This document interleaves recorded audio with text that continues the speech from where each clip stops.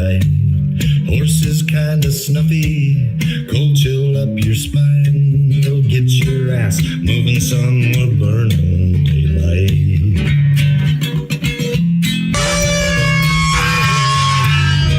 Howdy there, I'm Matt McKinley and we're burning daylight.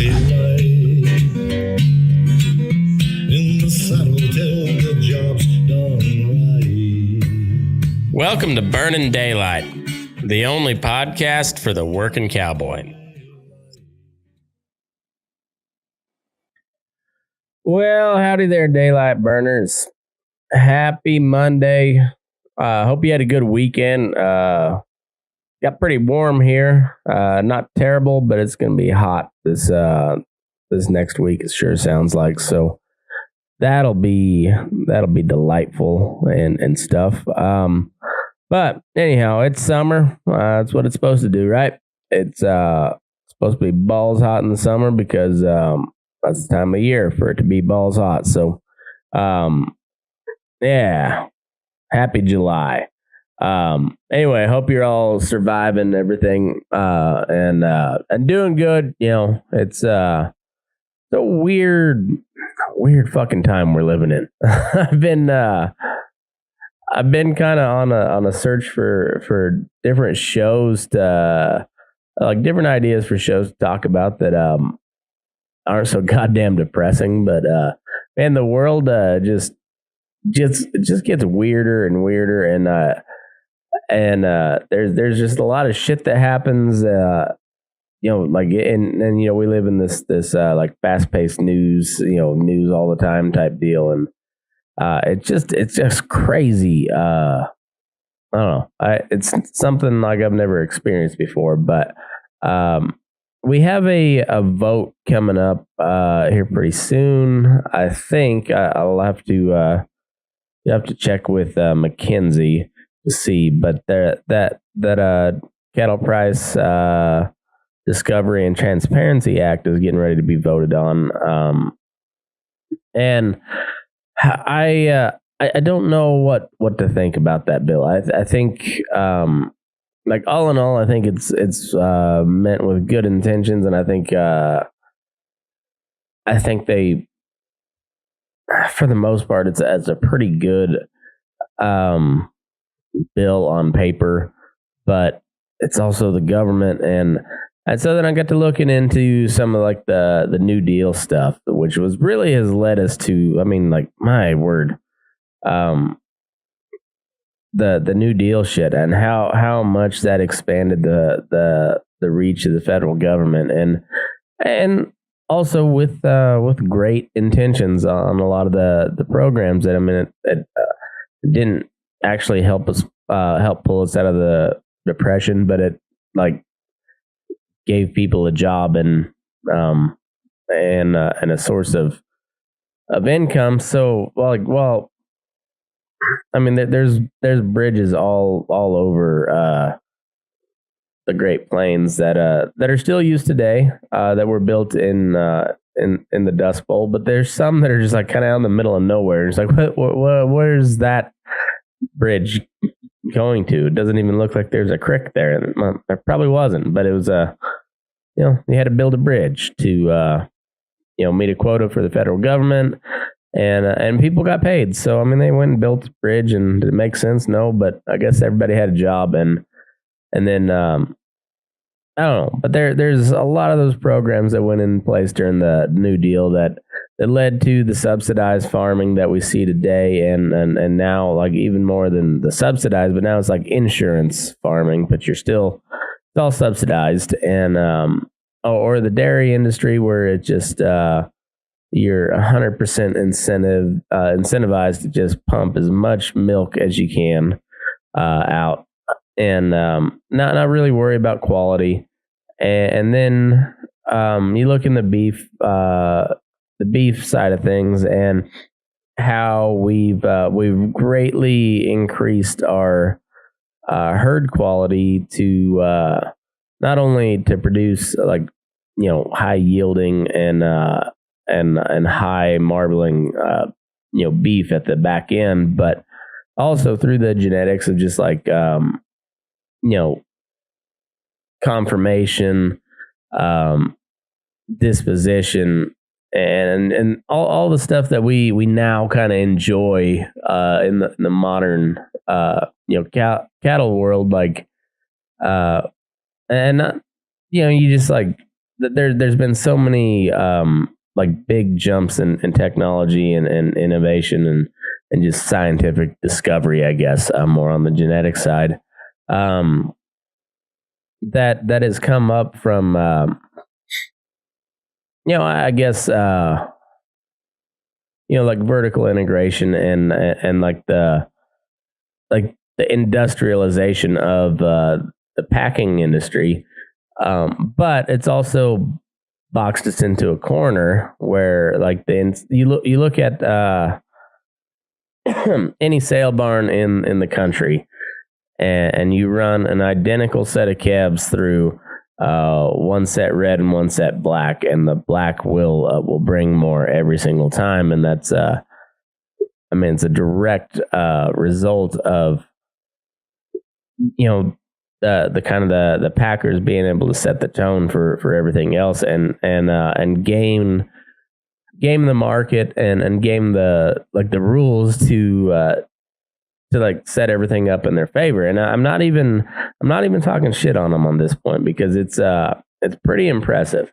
So anyway, I'm calling this episode Strange Bedfellows because I've thought about this deal, and I don't have a really good answer. But what I do know is there's some sort of opportunity, and I don't know what it is. I don't have any good solution. I'm just saying that there's some way for the ranchers and to get back at the Packers by somehow targeting the labor market of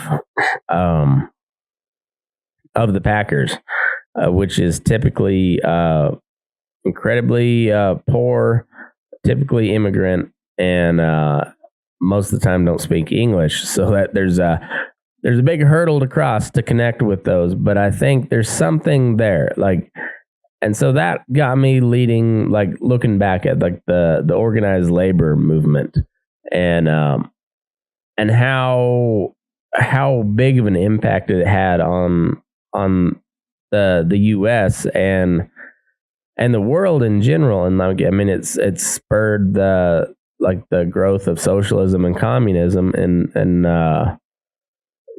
led to the Bolshevik Revolution, and it still impacts our lives every day. So, and most of it, and not in a good way. But also, you look back at some of the stories of those old, the early days of the American labor movement, and you can't help but be on the side of the workers that were striking. So, there's a fine balance to be had, and I'll try to discuss that going forward. But anyhow, I look at all of this, and I look at we're just at such a peak moment of polarity. I don't think that we're nearly as divided now as we were back in, say, Civil War. I don't know if we're that far from it, but I don't think we've hit that peak yet. But in our lifetimes, and I'll say if you're under the age of, say, 50, in our lifetimes, we haven't seen people quite so polarized. It was comparable a little bit during the Iraq war deal, but not like this. And you see all these things with the Supreme Court stepping in, the Roe v. Wade thing, and I was looking at the docket, what they got coming up, and I don't know much about, but there's talk about. There was also Michael Malice, a guy that I mentioned several times. Go follow him on Twitter. He's a great follow. But he mentioned a case that might be brought up, and I was like, I've never heard of that. It was Hinckley versus, here we go. I got it pulled up. Wickard versus Filburn. And basically, that was a case during the whole New Deal era where a guy in Ohio grew more wheat than he was allowed to. So with all the price controls and shit that came down, and then the quotas, you were only allotted, like they basically gave you wheat tags, like you would the deer tag. It's like this is your allotment of wheat that you're allowed to grow this year, and anything over than that, they fine you for it. And so he grew a little bit more, and he eventually sued and went all the way to the Supreme Court. And he sued on the grounds that the interstate commerce law did not apply because he was not selling it interstate. And then the Supreme Court disagreed with him. And but essentially, that whole case was to challenge the constitutionality of all the farm subsidy deals. And also remember, this was in the time of court packing. So like very, very similar today, where that has been thrown around, particularly with Democrats in power at the moment.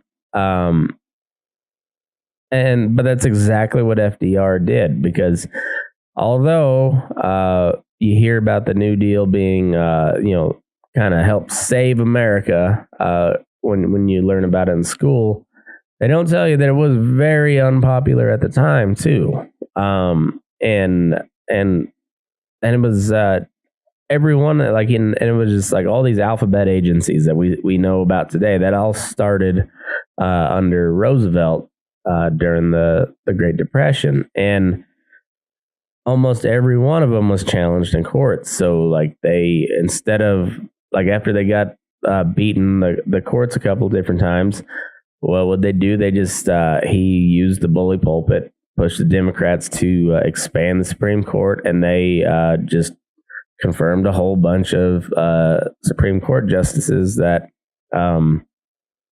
sided with them, kind of like what Trump did with Kavanaugh, Gorsuch, and Amy Coney Barrett.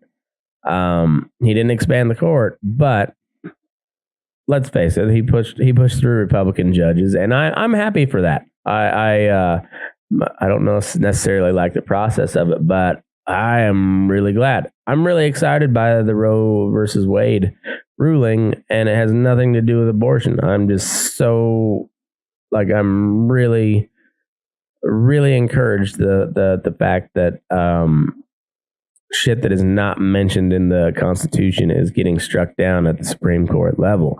I really don't give two shits about abortion. It doesn't affect me. I have like my own personal opinion, but they're not that strong about it because it doesn't fucking affect me. And should it ever somehow affect me, say with my kids or somebody that I know, I'll cross that bridge when I come to it. But I just don't give two shits about abortion. And but the fact that they're tossing it back to the states is fucking awesome, and the fact that they're doing that on the grounds that it was not mentioned in the Constitution, and basically that at the time the previous ruling was the Supreme Court just saying, well, now this is law. And also they left the case open. Like, if you want to challenge these abortion laws on the right to privacy, that's still open. They left that road wide open. And I think that's probably the best case that somebody could make, and to put a final stamp in this Roe versus Wade thing is well, you don't have if a woman has the right to privacy, then her medical decisions between her and her doctor, even though that may include a child. I don't know, and I don't know how that would rule out, but they left that up, and the fact that they're just throwing it back to the courts or to the states, and then allowing for further challenges like that's how it's supposed to work, and it seems like a good thing. So, but that being said, now some of these conservative states. They already tried it in Louisiana. I think it got shot down where they were going to charge the mother of the aborted child with homicide, which seems a little shitty. I mean, like real shitty. I don't know what it. I guess regardless of your view on abortion, that seems real shitty to, like the person, aside from the kid who gets killed, the person that kind of suffers the most is the woman. Then you go ahead and, on top of all that suffering, you go ahead and throw her in prison. That seems real shitty. So, but regardless, there's going to be some of those states like Oklahoma, looking at you, that's probably going to be one, and that are going to go with that. And that should get challenged at the Supreme Court. And but then it's going to lead to like enforcement. Like they've already talked about this deal with enforcement. They're trying to bring Kristi Noem in, and I like whatever. But it all like goes back to like the fugitive slave laws, and so like the northern states, even though it was in law that they had to return the slaves and prosecute anybody that helped them, they just didn't enforce it. So that seems like how it's going to be. And I don't know. So going off on a tangent, this Wickard versus Filburn,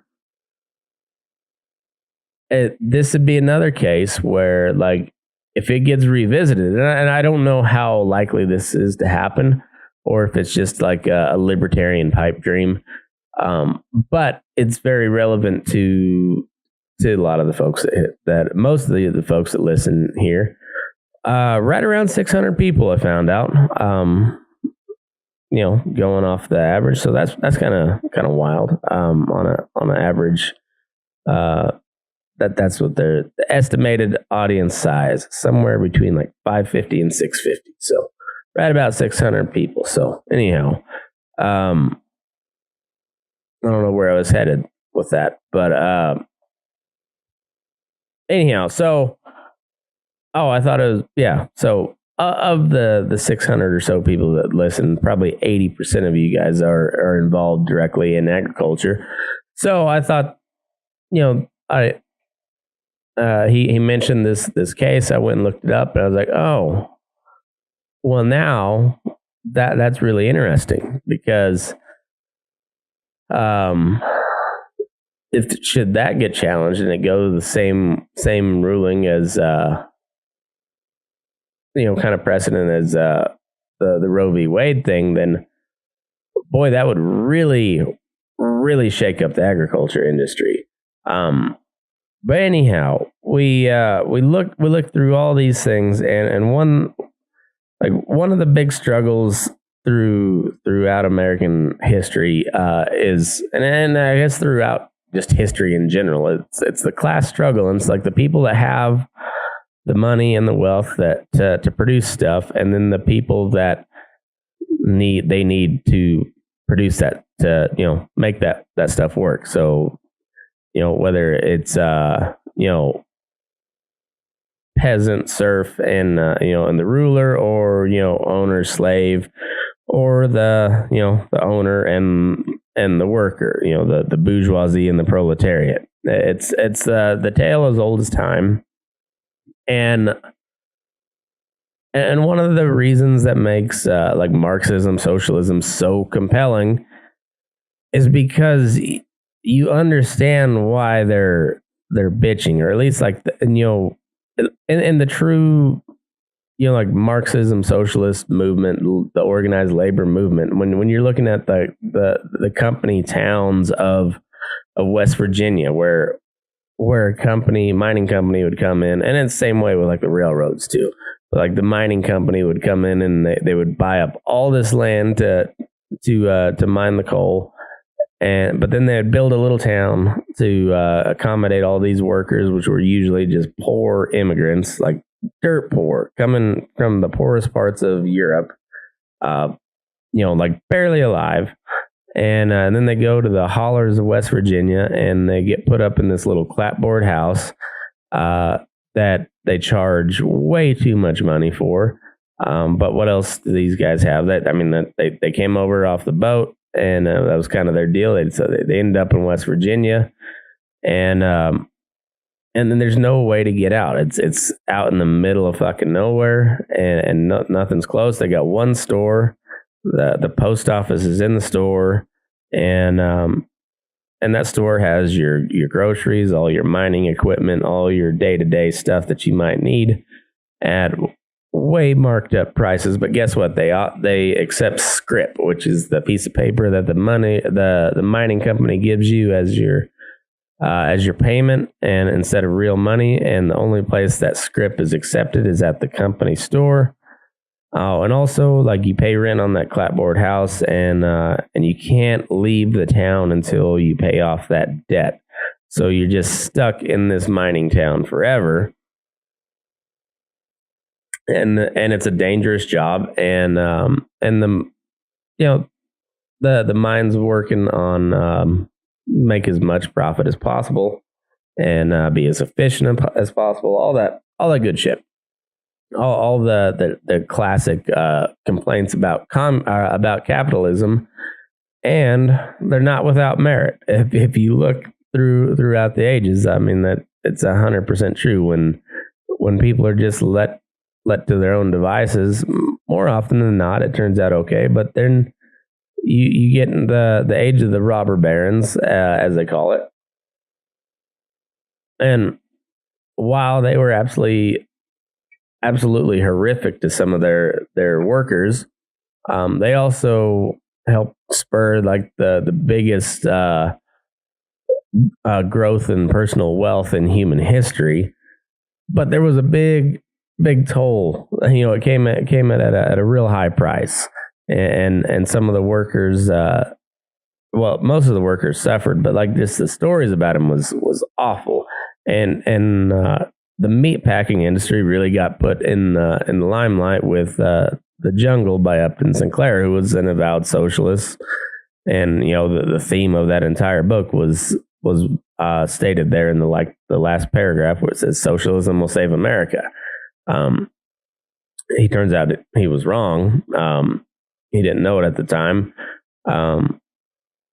and it's been wrong several times since. But the stuff that he brought about, helped clean up the packing industry, and it brought forth regulations, which in and of itself are not a bad thing. It's just the fact that it's the consequences after the fact. But from that has birthed one of the best food production systems on earth. It's still awful sketchy at times, but I trust our food supply system for the most part. That shit weakens every day. But anyhow, when you look at some of the conditions that that all just comes from putting just pure efficiency and profit over above everything. And that's kind of the complaint of most Marxist, socialist, union type people.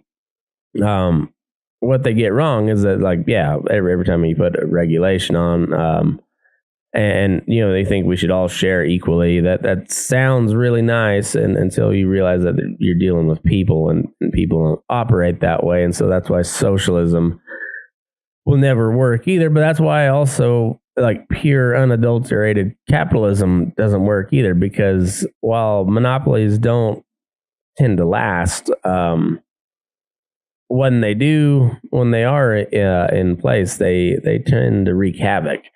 And more often you see that these different industries and companies get in bed with the government to allow a monopoly, and you get some really, really nasty shit out of it. Look at Nazi Germany with they were socialists, but they weren't full born government seizes owns of or the means of production. They did, but they they didn't seize your means of production, but they damn sure had a big influence on how you used your means of production.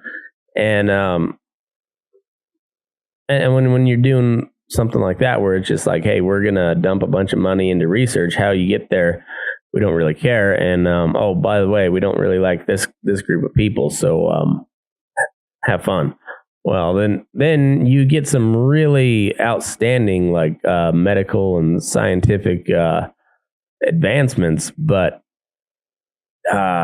when you're looking at slave labor and like just forced experiments on a bunch of Jewish people just simply because they were Jewish, you know, that's not ideal. It's so, you know, and you can look at that where that company, did they have a lot of choice? Probably not much, but boy, did they reap the benefit of it, and they kind of went along with it. They were pretty willing participants, and so, you know, when you have that type of a relationship between industry and government, that is really not ideal, and that's usually where, more than anything, that's where like the unions came into play, is when the industry got so far in bed with the government that they were shutting down dissent. You know, like if you look at the Ludlow massacre in Colorado, that was it was a union miner strike. I believe it was a coal mine there in Ludlow.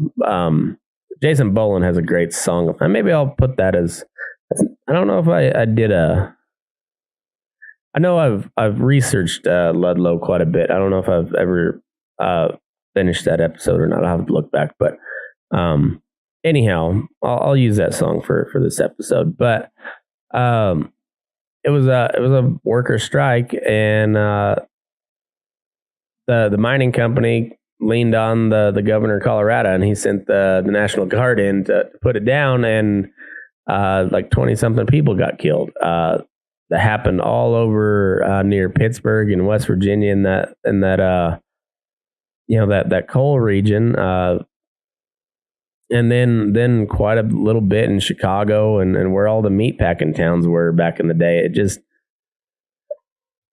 there's something about and organized labor is a very, very powerful political tool, and that's I mean, ask the Democrats. That's why they continue to cater to unions, and I understand why the Republicans and those on kind of the conservative side tend to steer away from unions because of the Marxist influences and beginnings.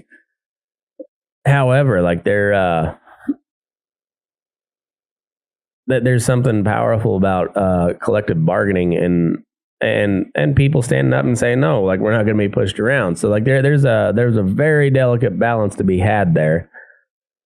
And that's what leads me to this the strange bedfellows.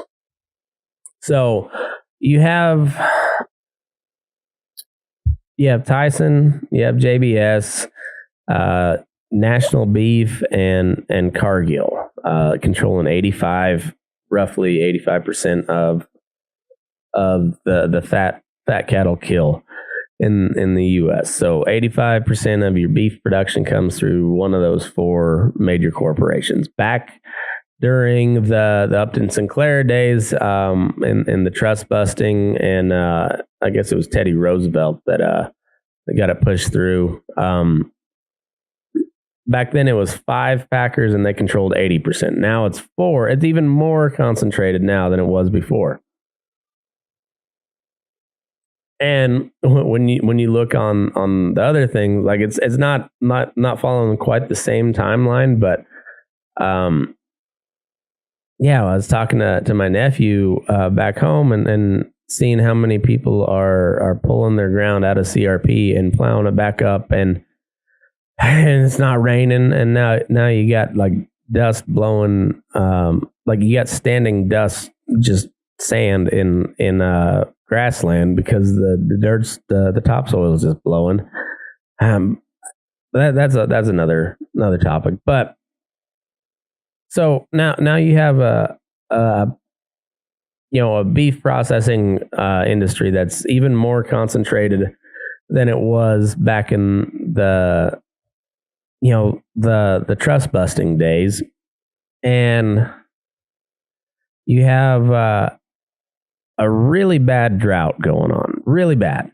You all know that, but for everybody that's not in agriculture, you're really going to start feeling these food prices. Like the Ukraine deal is a big deal, but the drought here is a really, really big deal. The water situation is a huge issue, and we are approaching like levels of drought that we haven't seen, or we saw them back in the height of the drought was like 2012, 2013, or the tail end of it. And then before that, the 50s, and before that, the 30s. But like we're kind of right in that same area now. And we got farmers or ranchers going out of business. We got like cow slaughters way up, and and you're not getting shit for them.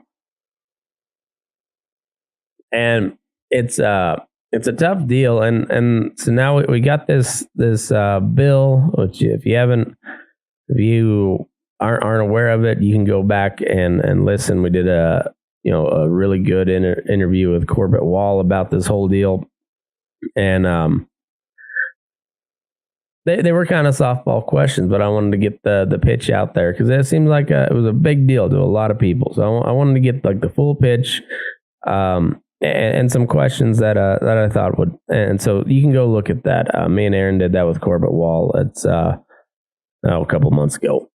But what we got this bill, which is essentially trying to get us back to the enforcement of the Packers and Stockyard Act, which hasn't been really enforced since like the 60s, 70s.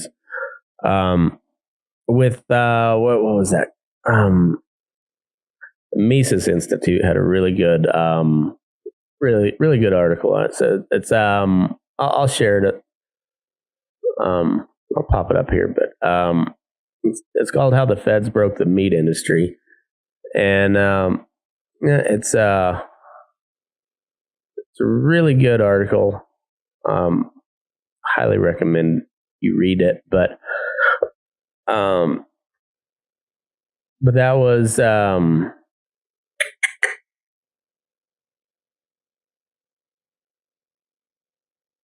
Wholesome Meat Act of 1967 mandates meat must be slaughtered and processed at a federally inspected slaughterhouse or in a facility inspected in a state with meat inspection laws at least as strict as federal requirements. Small processors found it difficult, if not impossible, to meet the federal requirements. The cost was simply too high. Of course, large corporations can bear regulatory costs. As a result, meat processing industry went through a massive consolidation after the enaction of this act. Since the passage of the Wholesome Meat Act, the number of slaughterhouses has dropped from more than 10,000 back then, so 1967, to 2,766 in 2019. And you might be able to bump that up to 2,800 if you're real lucky, but I don't think, we haven't got that many more. So, and instead of hundreds of companies processing meat, 3 corporations control, and so 4 basically in that one. So, and it's just, I don't know. There's a really good book on the vertical integration of the packing industry. It's called The Meat Racket. I forget who wrote it, but it's about the Tyson family and how they went from being just like basically a trucking company to what Tyson is now. And it's really like a true like American entrepreneurial type story. Like you're like, I don't know, it's hard to hate on it. and until you look around and see this, like how they changed everything and what the industry is now, and it's like permeated the culture. I don't know if it was just so much John, the Tyson, there was just like one, I guess like one snake on the hydra, but it was, the big commercialization and like go big or go home. And that led to like just watered down quality, and then to like tying back into the labor movement with the growth of labor unions and stuff of that. It led to like just a bloat of the American manufacturing industry, where like the unions, rather than pushing for better work conditions and better overall pay and whatnot, it tended to get more political, and they shielded their shitty workers, and they just pushed more towards these Democratic type candidates that were hand in hand with the corporations that these unions were supposed to stand against, and eventually led to these like NAFTA and these big trade deals that outsourced almost all of our manufacturing overseas. One thing about food is you can't really outsource all of it, so you still got to be able to produce enough food to get by, but we can do that. But we built a huge export market, which is a good thing to an extent. But when we're exporting like really high dollar beef, and at the same time we're bringing in lower quality beef to mix here domestically. I mean, it's the whole thing is really kind of fucked. And these big global corporations have had a huge hand into that, and in conjunction with the government, and also with the labor unions getting corrupted, and I don't know. And a lot of these packing plants nowadays are in states where they're not unionized. You have some back in like Iowa and Wisconsin, Michigan, up there in the Midwest, but once you get I don't know about Nebraska. I know Omaha's a little. They got a little more of the like traditional, urban industrial labor there. But the rest of Nebraska's very rural. Kansas, Texas, Colorado. Those are all right to work states. So the unions are almost like a no presence at all. Not to say that's a bad thing, but what they've been able to do, these packing companies, by moving to these states with decreased, organized labor presence, they've been able to import a bunch of really low, I say low quality, meaning that they have very, very little skill for the most part. The Muslims are a little different deal because they they do that halal kill, and I think a lot of them are actually very very skillful in what they do. But whether it be from Mexico, Honduras, or say Vietnam or Somalia or whatever, most of these workers that they bring over, and then you can go to any packing town in the beef belt, whether it be Amarillo or Dodge City or Fort Morgan, Garden City. I'm sure Grand Island, Nebraska is the same way. It's just a hodgepodge of these like third world immigrants that they all work at these big packing plants, and they're running 5,000 to 7,000 head a day, and it's impressive to see it. And overall, they do a pretty good job of putting out a good product, but with the increased volume and they want you to be efficient. Well, sometimes humans just ain't that efficient, and shit happens, and the working conditions aren't great. And because it's a right to work state, meaning they can't compel you to pay union dues if they vote to become a union facility. They can't compel you to pay union dues like they do in those other states. So like the union is just not a big deal, but it makes me wonder, like, if it could be, and it would be very strange bedfellows. The independent American rancher teaming up with the labor unions to kind of bring these packing giants in, at the very least, like, get their attention. And I know, like I said, I've got my issues with organized labor, but I recognize it as a very, very powerful source of political sway. Like their organized labor is a huge chip. Just ask Donald Trump when he won the Rust Belt in 2016. Those are heavy union type people, like blue collar, typically Democrat. Those are people that voted twice for Obama, but they're very much folks like the rest of us in the ag industry, where they work hard for a living, and you give them shit about their union jobs, but it's still like that factory work sucks. I can tell you from the processing plant side of things, the kill plant, that's not a fun job.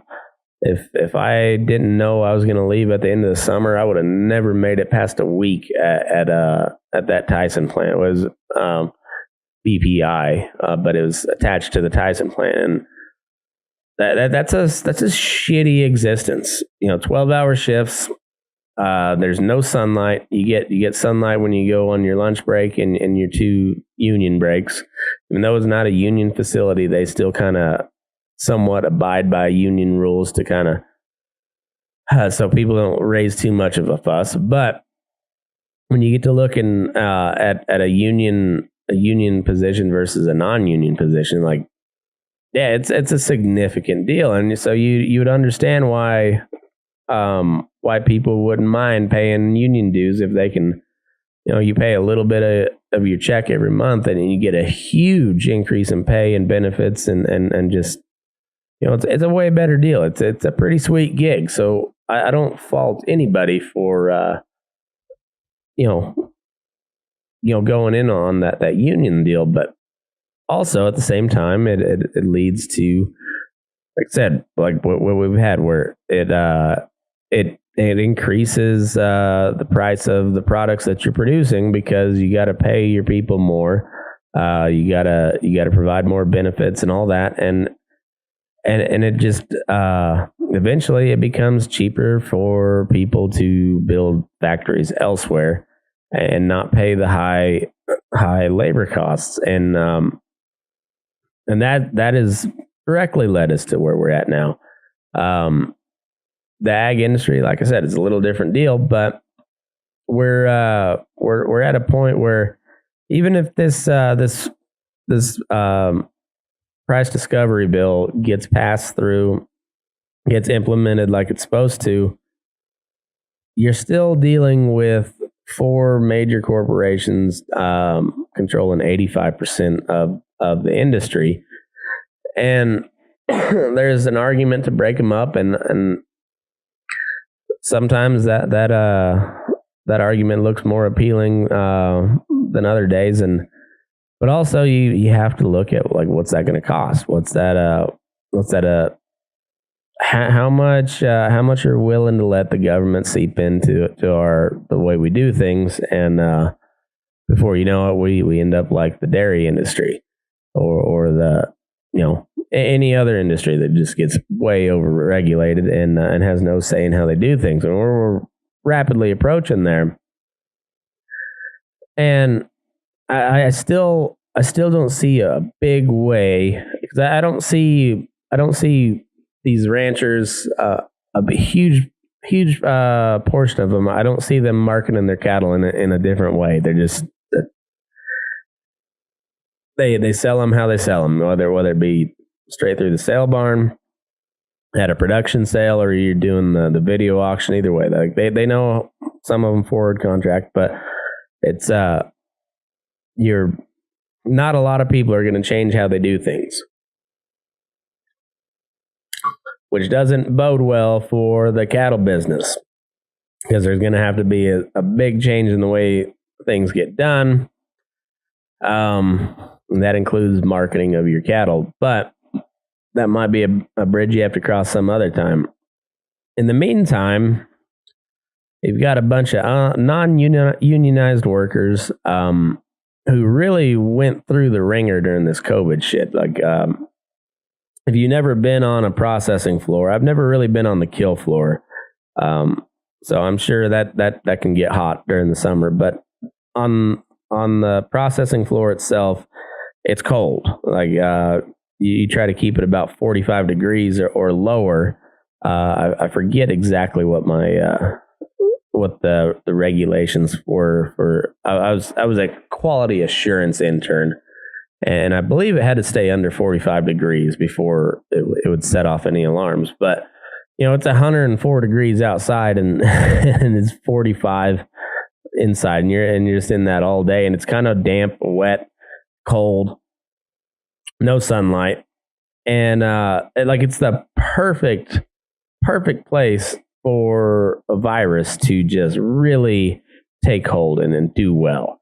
And so you had a bunch of plant shutdowns, and don't get me wrong, I think these the management of these plants milked that for all it was worth to squeeze every little bit of a profit they could. But I think there was a lot of legit plant shutdowns, just because you're stuffed in there really. It's very assembly line type deal, and so you're in close contact, and you're in an environment that is just ideal to spread a virus. And so a lot of those plant closures were legit. And you saw like in Iowa and stuff, like they were threatening to strike. You didn't see that in any of your major beef belt type plants in Nebraska and Kansas and Texas and Oklahoma. Like I didn't see any of that, and I wonder if there is some angle to be had there.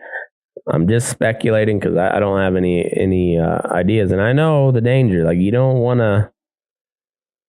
really want to cozy too far up with the unions, because they still have a strong Democratic presence. But at the same time, your average union worker is probably just trying to make a living. And it kind of reminds me of like the World War II, and when we teamed up with Stalin to beat Hitler. We didn't like him, but it was kind of necessary at the time, I guess. And I guess if depends on how libertarian you are, you can debate that one as well as the necessity. But regardless, like that was a good example of strange bedfellows coming together to defeat a common enemy. And I think that may be something that we have to take a look at. Somehow organizing with basically a bunch of Mexican guys, a bunch of Somalians, and a bunch of Vietnamese, depending on which plant you're looking at, which packing town you're looking at. But I would say we probably got more in common with your average line worker than you do management or just the people that are running that. Like it can be chalked up to greed pretty easily, but also at the same time they're running a multinational corporation, so like they're not worried about so much about a labor problem in Kansas. They're not worried so much about the health standards. They're worrying about opening another plant in Brazil or China or wherever the fuck else, and so this is kind of small potatoes for them. And that's the problem you run into as a company gets bigger. And the more people that work for it, just like the more disconnected it gets. And so I wonder, and I don't even know the approach to it, but like it seems like there's something there, because the power of organized labor cannot be denied. I mean, it's when they look at Canada too with that trucker strike. I mean, they really brought shit to a standstill. And the airlines right now, they're not mentioning it a whole lot, but the whole vaccine mandate was never really lifted for these the airlines. I don't think, and so there's a lot of pilots that could fly that aren't getting hired because of that vaccine deal. And so like you're seeing rumblings of all this labor unrest, and it's a very powerful thing. Like if you've ever spent any time delayed in the airport, yeah, I mean, it can fuck your life up pretty quick. And so there's something there. How you harness that, how we do that, I don't know. I'm open to debate. Anybody's got any great ideas, I'd love to hear them. Not that we're going to do anything, but I like the idea of it anyways. And I don't know, when you look back through the history of the labor movement, it's I'm still not much of a union guy, but it's hard not to respect the getting how we got to our cushy lives here. It's just another case of like some really hard people getting pushed to the brink and saying that's enough.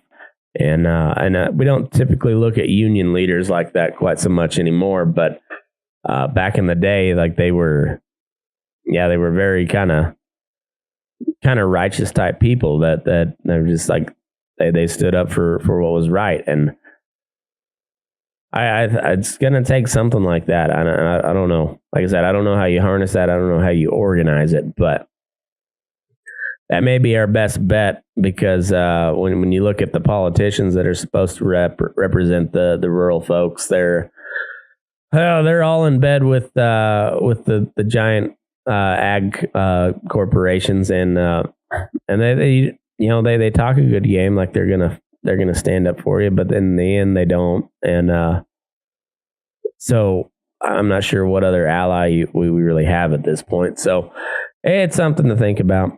Anyhow, that's my ramblings of a madman here. So anyway, I hope you guys have a great week. I think Aaron will be back here Tuesday night we'll be live Tuesday night, and then be out for regular consumption on Wednesday for Fence Post Politics, and we'll see what we got on Thursday. I'll try to get some good ones lined up, but make sure you go check out the Patreon, patreon.com/Burnin Daylight, or you can sign up on Spotify.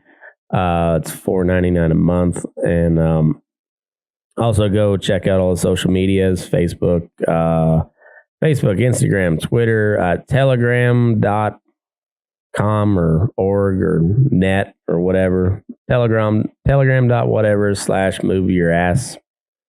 Go check that out. Follow, like, subscribe, share it.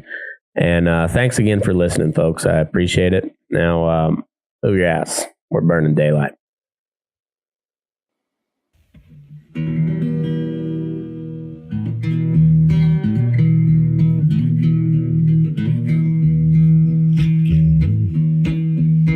Your eyes up in the morning beneath the stars so bright. Pull your hat down, make sure your cinch is tight. Horses kinda snuffy, cold chill up your spine. We'll get your ass moving, son, we're burning daylight. Burning daylight. Burning daylight. In the saddle till the job's done right.